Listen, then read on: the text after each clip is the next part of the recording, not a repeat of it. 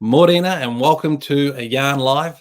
In this edition, we're going to be speaking to a new CIO, none other than Tony Vodanovich, who's with me right now. So we're going to look at his journey to CIO, and just the background context of this is as Tony has just gained the position, the new role.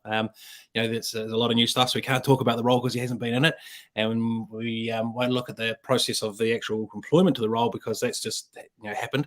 But what I thought would be really magic, because I get asked a lot through the AFQY community, is, Ryan, can you introduce me to a person who's a CIO? Because I want to learn about their paths and what decisions they made and what challenges they faced and how they overcome them and what they did. And essentially, it's a great example, so we get to watch, let's say, and I know you're going to be embarrassed by this, but we get to watch the All Blacks and Richie McCaw and the likes play rugby, and we go, oh, we should probably do that with our, we go and do that in our rugby game as a kid, or for me as a coach, I coach the kids to pick up this new technique.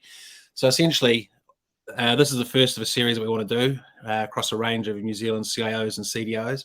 And what better way to start the series with someone who has just stepped into that role? So with that, Tony, I'd like to welcome you onto Yarn Live and ask you to introduce yourself in AFQY style. Let's get a picture of you as a person, and then we'll jump into this big story. Cool. All right. Thanks, Ryan, and hi, everyone. It's very fresh for me. So, and as you say, we can't really say too much because I've only been into the office about 3 times because of lockdown anyway. I've picked up my phone, I've picked up my laptop, and that's about it. Look, Tony Vodanovich, I'm a second generation Kiwi, Croatian. Actually, when my grandparents came here, they came from Yugoslavia in the 1920s. So all 4 of them jumped on a boat, took, I don't know, 3, 6, 9 months, however long it took to sail across the ocean in those times. So I grew up on an orchard in rural West Auckland, on a little road called Lincoln Road now, which is not so rural West Auckland anymore. But when I lived there, it was like 1 lane in each direction and full of orchards and trees and stuff like that. I live in Stonefields now with my wife and our 2 girls. I've been working in IT for about 25 years, mostly in Auckland, but my wife and I spent 4 years over in the UK, which I already had a love of travel before then, but that kind of embedded my love of travel. And once lockdown's finished and the girls are a bit older, love to go and see the world a bit more as a family. I think I've been to Italy 14 times, so that's probably top of my list. Ciao, mica Milan, come stai? Bella. So it's just across the water from Croatia, and so I think I've been pretty much, apart from Sicily, I've probably been to just about every main city in Italy all the way. So super jealous. And look, let me insert a little bit of my personal story. I went on my OE for 3.5 years and ran just about every super club there was, bars and clubs, and was probably partying or running a party every night and never did the travel around. But I, in that time, lived and worked with Italians. So I got taught Italian at home, and we had, sticky notes on everything. I couldn't even use the toilet or make a cup of tea without saying it in Italian. That's how I learned it. And vice versa. At work, I taught them English. They couldn't do anything if they didn't say it in English. And we had people start with no English because they were a friend of another Italian person in the crew, but they would do something like bar back, so they didn't need to speak to customers, and they would be instructed by the Italians and Italians. So we swapped it. So that's how I learned. But I always wanted to go and live in Italy. It was part of my dream was to A, go and live in Italy, not just holiday, but to B, go to a rugby place and coach rugby there, like a school rugby team. Cool. That's sort of my little dream, but to continue on because I learned all the cooking and culture and language. So yeah, mate, bit jealous there. All 14 major cities, eh? Pretty much. Good on you. So I mean that's kind of me in a nutshell. I'm just a Westie at heart, I guess. Yeah. Well, you'll be pleased to know that I'm sitting in. There we go. You'll be pleased to know that I'm sitting in Te Atatu South. You might remember Cron Ave. Oh, yes, yeah. Yep. So we moved here because after looking at heaps of places, Cron is the name of the All Black Scrum coach that made the All Black Scrum. It is. So yeah, I'm totally rugby. What you can't see over there is all the rugby memorabilia and rugby balls and stuff like that. But I'm a Westie too, and at times absolutely love the casual behaviour of West Auckland, and at other times get bloody frustrated with it. So probably a good mixture of my Dunedin roots and my West Auckland roots. But they're very cool. So there's a little bit of rugby in my blood. Chap by the name of Ivan Vodanovich was All Black coach down and selector down in Wellington. So I think he's a cousin of a cousin or something like that. So. Well, I was actually going to ask about the motorcyclist. Is a motorcyclist or a car racer by the name of Vodanovich? I don't know. There's a Paul Radisich. There's no, I'm going back in time, like probably the early days. But I'll look up my facts. But I'm absolutely enthralled by that. So by the fact you're down the family line, there's the All Black down and selected down in Wellington. Yeah. So I guess I fit into that typical Kiwi of absolute rugby fanatic.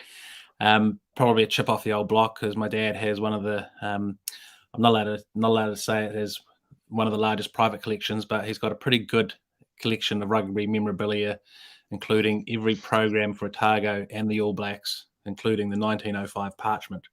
Wow. Yeah. So anyway, enough about me and my rugby. Let's hear about you and your path to CIO, mate. This is fantastic. And just to reiterate, part of what I'm hoping this will reach school children, and also those who are in the IT industry who, like us, once upon a time were 20 and we're thinking, how do we become like one of those people? What do we got to do? And hopefully, as we step through your story, the parts of your story, some insights will give people something that helps them. And over the course of the stories that we hear, hopefully gives a lot of people motivation, inspiration, and I think probably the main thing that you get from advice is confidence of what you're going to do next, even if it's different to the advice. But let's crack into it. So shall we start at the beginning? How did you get into IT? What was your pathway into IT? Well, it was weird. I think it was probably the first time I thought that I wanted to do IT. I was maybe fourth form. And it really went to a careers day at school, and Auckland University one, and the engineering school looked really interesting to me. We had a really interesting school careers counsellor who was actually an Irish guy who was a nuclear physicist who decided to come to Auckland and become a careers counselling teacher, but he had kind of an engineering background. And so between those two things, I thought, well, engineering looks pretty cool. I'm curious about stuff and it looks interesting. So knuckled down. Well, I say knuckled down. I really studied for the 3 weeks before the exams in 7th form, but did enough to get into engineering. And the funny thing is, 3 years later, I'd been studying electrical engineering for 3 years. Realized I didn't want to work for a lines company or a whiteware manufacturer. And back in 1993, those were pretty much the options as electrical engineering or a telco. So I thought, oh no, I'm pretty good at computers. I'll go and do computer science. Did that for 1 year. Realized that while I can technically cut code, I'm not very good at it. I don't really enjoy it. And kind of didn't see myself sitting in a room typing away while the rest of the world happened. And if I'm honest, I spent a lot of time having a good time at university rather than studying at university. Not the only one. So, but I thought, you know what, this is not for me. So, so at 21, I left. No degree, no job to go to. So I went out looking. Back then, there was no internet, no mobile phones. So spent, I don't know, 4 or 5 months looking at the job sites on all the job pages in the Herald every day, circling them, driving around, handing CVs off to different companies that did IT related stuff. I must have knocked on most of the doors in Auckland or posted off CVs, and eventually got a job as a network services engineer at which was kind of PC support plus a little bit of help desk for a company called Global Solutions that looked after financial management systems for small companies, small businesses. Oh wow! So not probably, I guess, not the traditional study hard, work hard, work my way up to my first job. It was more of a there was a little bit of hard work in getting the job, but a lot of good fun in the few years before then. Yeah. So hey, just to recap, because you might have noticed I was typing some of the notes into the timestamp so people can look at the section in detail.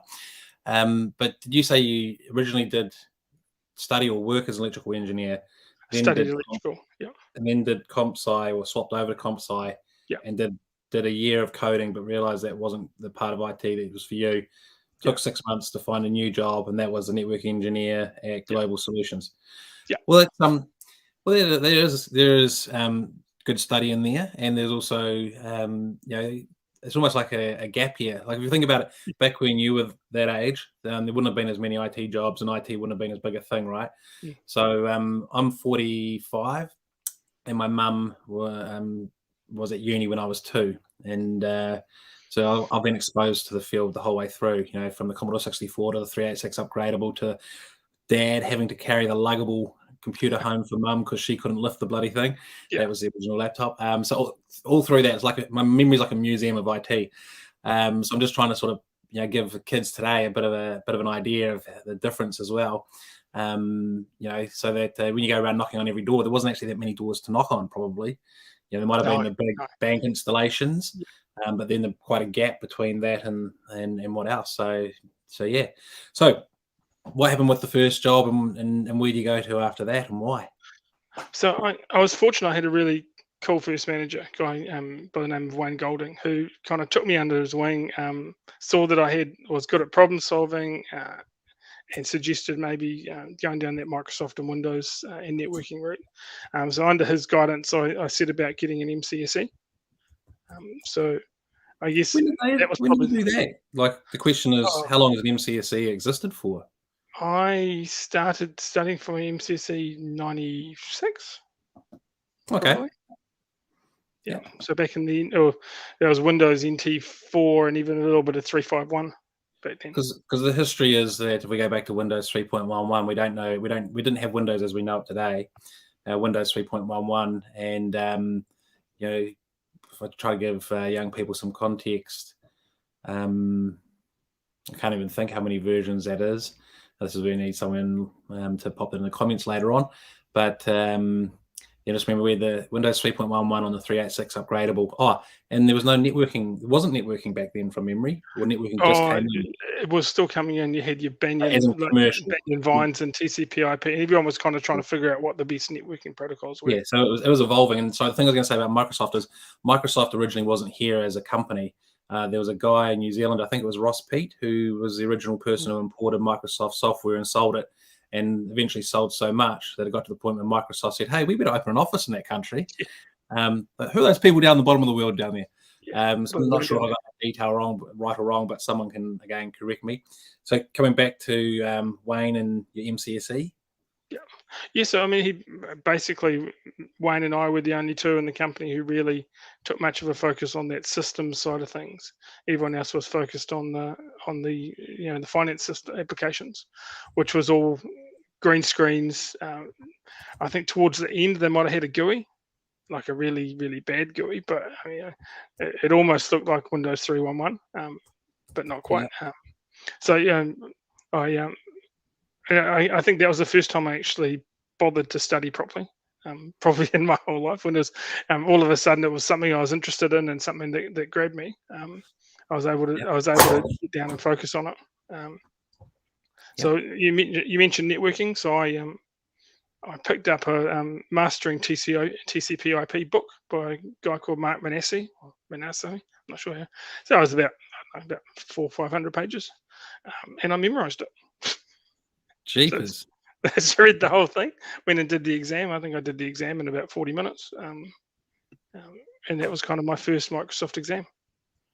Cool. Well, I think you might have just answered Doug Casement's question, which was, what did you learn in your first role? Which sounds like you studied the Microsoft MCSE. And as I mentioned, someone would correct me. So it was Brian Eardley Wilmot. And I'm pretty sure that when I worked for Doug as an account manager on Computer World in 2005, I might have had a discussion with Brian Eardley Wilmot and had no idea.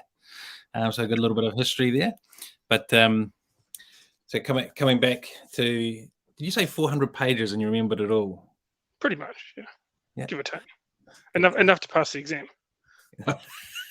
Well, we hope you pass the exam with that. That's pretty good going. So what happened next? What's the next part of the journey? Oh, I guess you spent about a year and a half there, and as you do in your early career, you kind of end up hopping jobs. It's pretty rare in at the early stages that you progress too far, unless you're lucky. You kind of outgrow those early jobs pretty fast, and being impatient and young, you think that you can do more than the people you're working for think you can do. So I skipped on to Love it. another couple of roles. One of them got delayed because there was a small power cut in Auckland for a few months. Yeah. So Remember that? did the interview, just about to get the job. All the lights went off. So I stayed put for a while. So Auckland's had a long running history of having the odd glitch. Yeah. So I So remember that that's because they had container ships with generators down the main street, and I think at that stage I was still I might have even been at high school. Sorry, oh no, I was at high school till '94. So this is after '96, but I would have been in Dunedin still. And as you might sadly expect, we were going, oh yeah, Aucklanders, look at you. So as a Dunedin, I'm now both Auckland and Dunedin. Yeah, the what was the fun nickname that everyone calls us as an Aucklander? But also, little known fact is that my now wife, her father, I don't know if you remember Wilson White as a recruitment agency, yeah. who might have actually helped you find one of those jobs once upon a time. Yeah, so he was one of the owners of Wilson White, and I've heard the stories, of what happened during the '87 crash. Haven't asked them about that one. I do remember we had a bit of a discussion, but I just remember on the news, like the aerial shot of all the containers up and down Queen Street and like the parking bays where the generators were. So yeah. So what happened with that? 97, 98, I guess. I got the job eventually. Yeah. And stayed there for a wee while. And I think after I've been working for about 5 years, my wife and I got married in 2000, and then we stayed in New Zealand for maybe 3 months, and then took off. So I went over to the UK, and I got a job at Compaq, looking after a small pharmaceutical firm called AstraZeneca. Oh wow. Yeah. So about 7,000 Windows NT servers, across what they called it EMEA, which is Europe, Asia, or America, and Middle East, or something like that. So a team of 14 of us doing 24/7 support, which was cool because I got to travel a lot. Because our shift rota meant I think every fourth week you had about 7 or 8 days off in a row. But the Yeah. downside was you could also go 7 or 8 days where you're working 7 p.m. till 7 a.m. So Wow.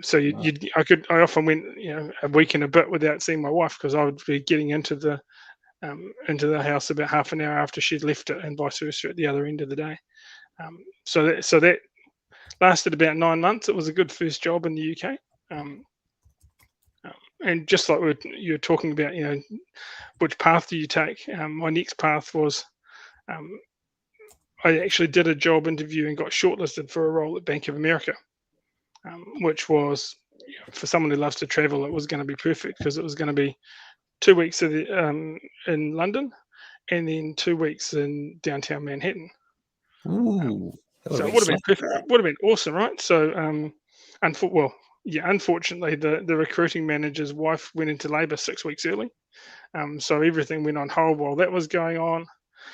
The other role I had kind of on the go came to fruition. A company called Allianz Insurance. So I went there instead, and then 6 months later, 9/11 happened. So Oh if I had wow. been working at Bank of America, I either would have been in and around the Twin Towers, or I would have been Yeah. in London, and a whole bunch of people I knew would have been there. So that was my Wow. sliding door. Yeah. That's a pretty lucky story, that one.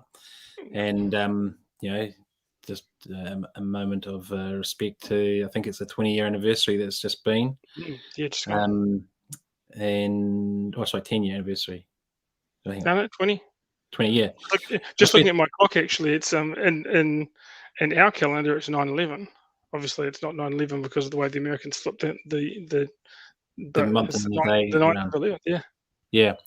Yeah, I get that confused as well. And I still remember I was managing the Pembroke pub in the UK, and the general manager, I was assistant manager at the time, and the general manager, he was the son of the brigadier general of the UK Army. Right. I think the most senior general or whatever. And when we were watching it on the news, and drop a few names here. So we had the lead singer from Primal Scream having a burger, talking to the guy who was the manager of Jamiroquai. This is in Primrose Hill, where it's sort of like Beverly Hills of London. And it was on the news because we had the TV playing, and the breaking news and the plane going like that. And we just looked around and went, "Oh, was that a movie? What is this?" Like, we've never had a breaking news on the thing. And it was Danny, the general manager, that said, "That's an act of war. We're going to have World War III." And at that time, I remember, like probably as now, I was having the chills and the blood drained out of my face. And the whole everyone in the bar, there's probably about 20 people. It wasn't packed or anything because it was a Monday. I think it was a Monday lunch, or at least a Yeah, not a Friday about lunch. 2 o'clock in the afternoon, I think, or around Yeah, that. and everyone just as soon as Danny said it's an act of war, everyone just sort of went, "Fuck." Excuse my French, but that was literally, It was one of those moments. yeah. So, well, you're here today, mate. All right. Yeah. Fortunate. Well, let's crack on. And we've got another comment from Doug. Going back to the power cut, we'll bring that back later. It's around business continuity. But so you didn't get that role, thankfully, in the end. What did you do instead? And what was the next move? Basically, so went to Allianz Insurance. Again, being England, team full of Aussies and Kiwis, because that's pretty much what we all do.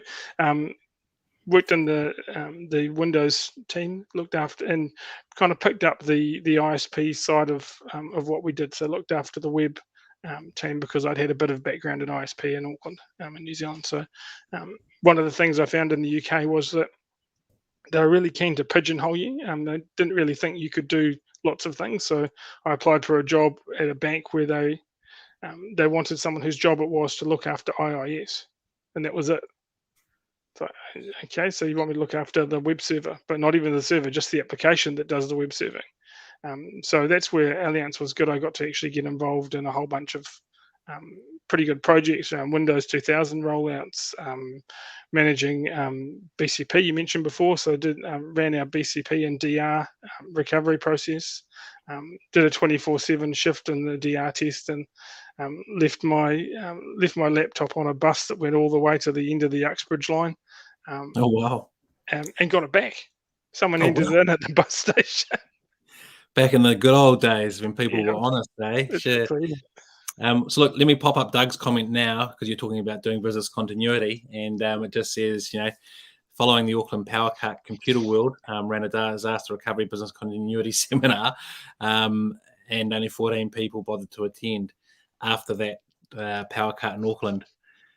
Crazy. It's one of those, you might have a little bit more to add to it. And we use this as we turn this into a bit of a generalized thing. The sort of subject is that there are areas that IT people know and understand and can see the light, but business people don't invest in. And probably business continuity, disaster recovery at times can be it. And there's that old saying, there's those that have lost data and those that haven't. Yeah. So those that have lost data. And if we look at it in a modern day time, actually, the starting with the DDoS attacks, which I think were, was it Trust Power, then Reserve Bank, NZX, etc. There's that series just through lockdowns and stuff like that, which really rewoken everybody, and probably because it was so prevalent on the news, and at the heart of the business with NZX, educated the business side of it. But if you want to share a little bit more for those, how do you deal? Here's a tough question for you. How do you deal with those discussions where you can see the light and it's complete sense, but the business person who signs off the budget is saying no? I mean, there's a couple of angles on that, and I've seen it different ones used. Fundamentally, DR and BCP is an insurance policy, right? So you've got a house, you've got a car. Most people insure those because they're important assets in their life. Now, when you compare that to running a business that's worth millions of dollars, why wouldn't you do what you need to ensure that? And it's not going to happen every day, and if you're lucky, it'll never happen. But why not be prepared? So generally, that approach, I think a lot of times the thing that works with IT is to not talk about IT. So put it into real world non-IT examples of use comparisons, metaphors, similes, whatever you like, to take it away from being because people quite often the shutters come down, right? You talk about networks, you talk about storage, and people just blank off. So don't talk about those things. Talk about what's important to that person and why what you're asking for will even. It's the what's in it for me. If you don't, if they can't see the value of it, then you're not going to get it. So there's the art of figuring out what's important to that person and making what you ask for relevant to what they want and what's important to them. That's brilliant advice. And if I think about it, my career in sales, it was always about shifting the person from where they are to understanding, which usually I used analogies, quite commonly car or or rugby analogies. Yeah. But and if they didn't work, then someone would usually start talking about something that we'll use travel as the analogy. So, for example, picking up on your love of travel and use that. But your advice is spot on. It's jumps out with clarity to me is probably the go-to approach of convincing anybody of something they don't understand. Use a language they do understand. So it's the old saying. No Everyone's wonder in you're sales. CIO now. Everyone's in sales. It's you might not be trying to sell a widget to someone, but if you need to get an idea across the line, you're in sales. Yeah, brilliant point. So hey, we're just looking at the last sort of 5 minutes, and I want to make sure because I probably asked too many questions and spoke too much myself. But so you're right if we go to an extra 5 to 35 minutes. Yeah, all good. Yeah, and let's make sure that we use that time wisely to get the info out of you for the people that are watching and can learn from your experiences. So if we maybe take a little bit of an accelerated path from here to the now, and leave some time to look at some of those sort of broader questions that will come out of it in terms of lessons from your journey. So where do we get up to, and what's the gap between then and now in terms of years? So Allianz Insurance, which was 2004 by the end, came back to New Zealand. Had one really bad winter, and we're missing New Zealand a bit anyway. And thought, nah, stuff this. No one needs -6 degree wind chill in London. So we biked it, came back here. About the same time, I was thinking that I didn't really want to be as hands-on technical anymore.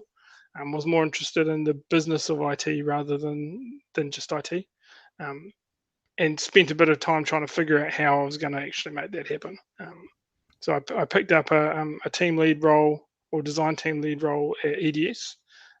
Back in the day when the government of the time, I can't remember who it was, in 2004, we're trying to encourage IT, high skilled jobs back into the country by offering incentives to businesses. So I worked on the General Motors account with about 50 other people.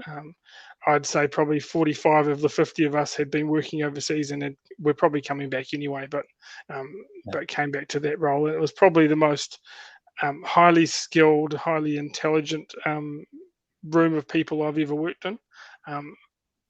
The counter to that was, of the 50 people in the room, there was 2 of us. They did a psych testing on everyone, to figure out what your brain type was. There was 2 of us who were extroverts in the room. So 50 people, 2 extroverts. So it was like tumbleweed.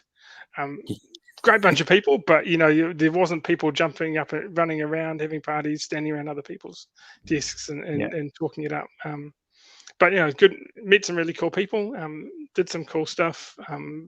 But the biggest thing, I guess, out of EDS was that they agreed to help me start my master's degree. So they part funded my master's in management, which for me was a big step because I didn't have a degree. So it was a little. I thought you did your electrical engineering degree. No, didn't finish either of them. Left without anything, apart from a small hangover maybe. But yeah. Right. So I started, and that was kind of my start to transitioning out of the hands-on technical and team lead stuff into becoming an architect. So I guess probably the next 15 years of my career we're working in different architecture jobs at some pretty big companies. So in New Zealand, GNI, IBM, Spark Digital. Um, yeah. Wow. So yeah, GNI. So for those young people out there that don't know what GNI is, that's Spark now. But yeah, so what do we got in New Zealand? GNI, Spark, and more. So I think your last role as a architect before CIO was St. John's. Yeah. Yep. So That head of brought architecture. Yeah. So give us a bit of a rundown of what an architect is, right? So there will be, for the kids that might be thinking an architect designs houses. There are also architects in probably every industry, but this is part of the shift from, say, hands-on doing with your MCSE, and back in the day, tinkering with drives and servers and all sorts of stuff, through to being an architect. And this is more about designing, as an architect does. But yeah, give us a rundown of an architect's role. Look, my analogy is very similar to the building industry actually. So the architect does the design. So you work with the person who's paying for the project or the initiative or the property or whatever. You find out what they want, and basically what do you want, and then figure out if you can build it and how much it's going to cost. So it's a combination of design and that almost quantity survey side of things, figuring out how much it's going to cost to implement what that person wants. But the architects always work really closely with the actual builders. So you've got developers, you've got infrastructure guys, you've usually got design leads who you work with as an architect. But you're almost that hasten to use the word Babel fish. If anyone who's old enough to know what a Babel fish is, Hitchhiker's Guide to the Oh, Galaxy. It's the old fish you stick oh, in the ear that translates whatever you say to anyone else's language. But oh, architects, you convert what people want into something that someone who's going to build it can understand. yeah, And it's fundamentally what architects do, which is no different really to what building architects do. It's just a different context. different context and different Yeah, labels, etc. Yeah, yeah, cool. I've got that chat going on to the Facebook version, which is where the kids will watch this, and the LinkedIn version. Most people there will understand it, so I'll cross that note over later on. But there's a good architecture point. Using this tool StreamYard, we can put comments through StreamYard, which will only go on to everything but LinkedIn. So you got to do LinkedIn separately. right. So it's a nightmare.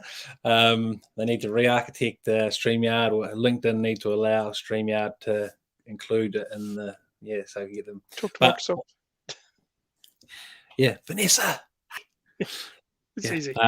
Cool. Well, hey, now let's look at some of these bigger questions. If you look back now, what advice, if you were 20 years old and come to you now and said, what do I need to do to become a CIO? What advice would you give to your 20-year-old self today? I would say, probably the second half of my career, especially, you want to plan things out. So I probably for the last 10 years have been thinking, what would I need to do to get to a CIO kind of role?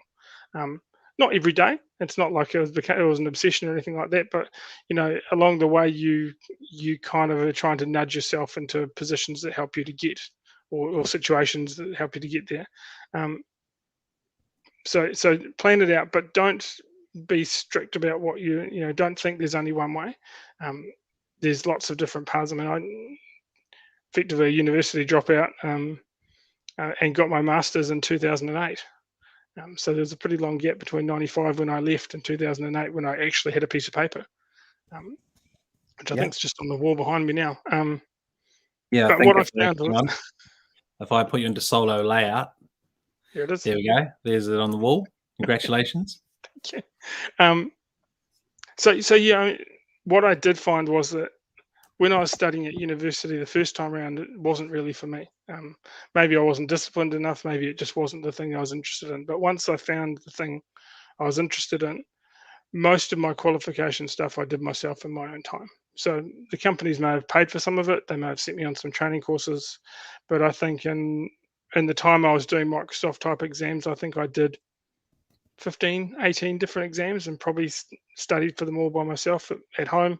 Um, I'm fortunate that I've got a pretty good memory, so I could pretty much memorize a book and then go on and go from there. But even if you don't, you spend the time to invest in yourself because no one else is going to do it for you. And that's I think the biggest one is find the thing that you enjoy, and then the studying kind of becomes easy because if Yeah. you're curious in any way, when you're doing it, you're really just curious to figure out how stuff works. And then in the process, you're learning stuff. And that is a beautiful, beautiful line is, find what you enjoy and the studying becomes easy. Because I remember, so I haven't completed my degrees, and I took 2 shots. I left after 1 year and went and worked for 3.5 years as an art director. And then went on my OE and worked in hospitality. So come back to New Zealand to come into corporate. And the idea was to study. But I started studying in Dunedin, and then I moved up to Auckland, chased my now wife up to Auckland where she lived, and worked in sales and marketing, and I guess learnt on the job, starting in a sales role, and through speaking to lots of marketing managers, learnt my way through marketing. So the aim was always to go back and complete my degree, but now I'm actually at the point where I'm thinking I'll go back and complete my original degree, which was psychology, with the meet the person, not the suit, all the people and culture side of AFQY is, and as you say, funny enough, hang on, my bookshelf, my computer shelf that keeps my computer up is my first year psychology textbook, which probably doesn't exist with online today. You just go online and read it. But back then I was, like you say, too interested in running the parties and being a party. Yeah. And some of the stuff's mildly interesting. Like I can still tell you about stuff I learned in psychology that stuck with me, that I find fascinating, which is related to what I want to do now. So for kids that are listening, and say young people that haven't got a degree or have got a degree but are trying to work out their path, your path might include studying again, whether it be an MBA or a different type of subject to what you originally studied, because typically a degree is sort of seen as a license to drive. You can drive any car. It's sort of more that you've stuck to it, you've learned to work with people, and you've matured through that sort of rite of passage, that time of university, which might sound a bit disappointing to some, or especially to our friends at the universities. But especially for tech, when you come out of a tech degree, there's still a lot to learn to actually be capable hands-on, which is usually your MCSEs and your different certifications. Just like in the building industry, you need to have a license to be able to work with certain materials, especially for the exterior cladding of a house. Especially you have the product training, if you will, from the people that build the Microsoft. Yes, and that's right. Yeah. So let's sort of look at wrapping up, because we're actually going a little bit over 5 minutes extra. And what would be we sort of covered it, but do you have another piece of advice for young people, whether they be school age or in the workforce? But what's your advice from your journey to CIO that you would add into the picture? Look, I guess this is actually some advice for people who are looking to hire people or managers who are recruiting, is don't ignore the people who already work for you. So I'm not sure if it's a tech thing or a New Zealand thing, but you often see that the internal candidate is not as valued as the exotic unknown of the external. But there's a lot of people who are kind of working their way up in a business who know a lot of people and know a lot about the business and know a lot about the way things work, but they may not necessarily know how to do that job that you're advertising right now. But they've got the skills and the potential to do it. I think it's easier to fall into look at the CV of the external guy. You don't know any of the downsides of that person. But you also don't know, apart from what's written on the paper, you don't know any of the upsides. So I mean, a CV is a classic sales document, right? You are basically pitching yourself to a role. But the best candidates are often the ones who already work for you. They just need some training. They need some guidance. They need permission to fail. So they need the opportunity to have the opportunity. And I think in New Zealand, we don't do that enough. Yeah. Well, that's a fantastic piece of advice. Thank you very much. And I think that a great way to cap it off is actually for the other end of the spectrum. It's not the young person wanting to come through, but for the people at the other end that are bringing them through, is to I always refer to it as the coalface. The amount of knowledge that the people at the coalface hold, that in my experience was never tapped. And I had some great bosses along the way that did actually talk to the coalface and did put the stuff that we shared with them into action, and we had great successes. So it was, for me, it was proven. That goes back to when I was working with Doug as well, who had those questions and comments earlier. And we just got one last one. It's probably appropriate. So this hasn't shown up their name, but we'll be able to see that on LinkedIn later on. Is thanks for all the tips, Tony, and really helpful for supporting young people. So thank you to that person. And of course, Doug, who's in session 2, thank you very much. That's good to know, especially for Doug's experience. He'll tell me the questions I didn't ask but should have asked, so we'll get that improved for next time. But we'll say a huge thank you for all your time. A huge congratulations for your first CIO role, and may it go as well as the earlier stage of your career, from the great decisions to the luck, I guess, and some of the paths that happened for you, because that's there's luck and hard work involved in all of this thing called life. And lastly, we'll say goodbye and ka kite anō to everybody out there. So thanks very much for your time, Tony. Not at all. Thanks a lot, Ryan. Thanks, everyone. Cool. See you later. And with that, we'll say